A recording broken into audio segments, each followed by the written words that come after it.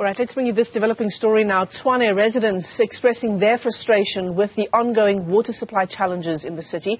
It comes on the back of Rand Water announcing that it will be implementing a 30-hour water shutdown this weekend. The bulk water supplier says it needs to conduct urgent repairs on leaks at its Zuikerbosch Water Treatment Plant. It's also replacing defective valves, we're told, at Palmiet Booster Station and at the treatment plant. The city currently recovering from a deadly cholera outbreak, which claims the lives of at least 33 people. But let's get you the latest on the situation there. We're joined by Tshwane Mayor Cilliers Brink this morning. Mr. Mayor, good morning. Thanks very much for giving us some of your time. We know maintenance is incredibly important when it comes to electricity, in this case water as well, but residents clearly have had enough of the constant interruptions. So to have notice of maintenance work being done by Rand Water is one thing. That enables the city to plan, to inform consumers, to arrange water tankers in some instances. If we know that our supplier has difficulty in advance, we can take steps and communities can be prepared. It is quite another when maintenance work is performed or when there are maintenance issues and the city isn't informed of that until the taps run dry. So Tshwane is dependent on Rand Water for upwards of 70% of our water supply. And this past week we had massive water outages in Shoshanguve, and the more we prodded, the less satisfactory the answers became, until eventually we found out that maintenance work had begun without notice at Hartebeeshoek Reservoir that supplies Shoshanguve. Now, we fully understand that this maintenance has to be done. Tshwane also has to do maintenance. But the fact that we're not informed in the first instance of impeding problems, and the fact that Rand Water still doesn't give us their reservoir levels live, means that we cannot prepare our communities for the full impact. And I think it's time for a serious conversation about what's going on at Rand Water and how it affects municipalities and communities. Yeah, absolutely. I'm glad you brought up the issue of Shoshanguve residents who, as you say, their taps have run dry because of this maintenance. Well, we now know because of maintenance at Hartebeeshoek. Yes. What's the update that you've received from Rand Water about the situation in that particular community? So the maintenance work has been completed and water has been trickling back. So the situation is better now, although there are always lags in restoring water supply. And often you get pipe bursts if reservoirs have completely run dry because you've got airlocks.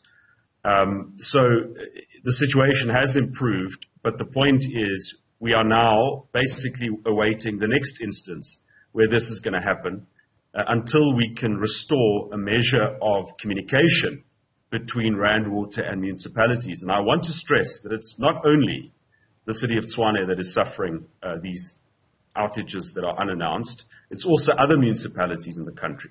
Yep. So let's have a conversation. That's what we said to Rand Water. Please disclose your problems as we've disclosed ours, and let's plan together of how to lessen the impact on communities, because the trust that is breached when these things happen is not just Tshwane, it is government in its entirety. People feel that government has failed them, and we really have to approach these issues in a different way. So what's the response been from Rand Water about, why there has been this lack of communication? Of course, we know that there are surely issues that arise on a daily basis and that Rand Water, just like any other agency of its kind, must respond to on a case-by-case basis. So they can't always give advance warning. But where they can, where very clearly they can give that advance warning, why is it not happening? What's the explanation that you're getting?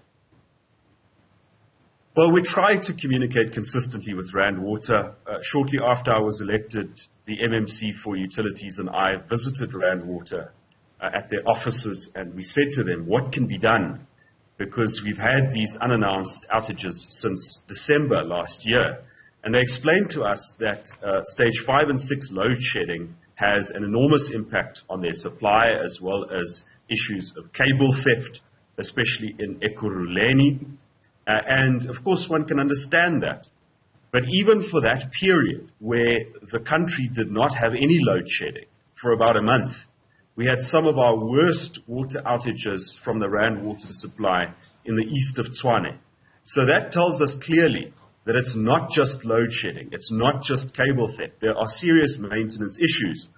And what worries us is that when we ask for live telemetry on Rand Water's system, so that we can see when their system, their reservoirs drop below 60%, which is the warning for us to start planning for outages, we are refused the live telemetry. And we still haven't received a conclusive answer as to why we can't see Rand Water's water levels.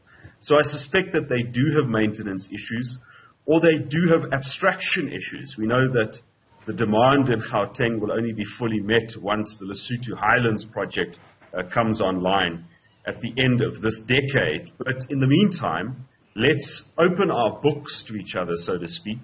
Let's have a frank discussion about our issues instead of hiding them and pretending that there aren't these issues. Right. A call for more transparency there. Outside of the real hassle to communities when taps do go dry, it's not just a nuisance, but it's also incredibly costly, I imagine, to provide alternative water to those communities for extended periods of time.